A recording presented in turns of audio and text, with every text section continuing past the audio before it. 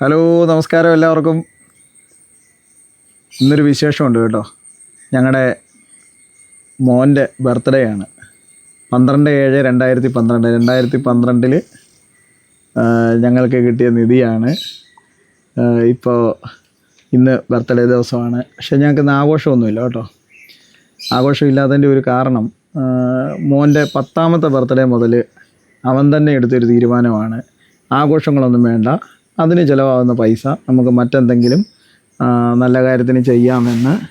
അപ്പോൾ ഞങ്ങൾ അതിനിടയ്ക്ക് ഞങ്ങളുടെ ഇവിടെ അടുത്ത് കരുണാലയം എന്ന് പറയുന്ന ഒരു അമ്മ വീടുണ്ട്. അവിടെ അതിന് ചിലവാകുന്ന പണം, ഒരു ബർത്ത്ഡേക്ക് ചിലവാകുന്ന പണം വലിയ തുകയൊന്നുമല്ല, ഞങ്ങൾക്ക് അതൊന്നും ഇല്ല.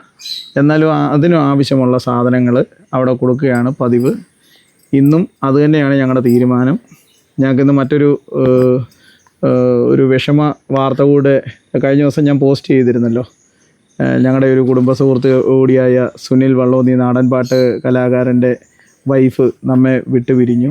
ഞങ്ങൾ രാവിലെ അങ്ങോട്ട് പോകാനായിട്ട് ഒരുങ്ങുകയാണ്. അതുകൊണ്ട് എല്ലാവർക്കും മറ്റേ ആഘോഷങ്ങളൊന്നുമില്ല.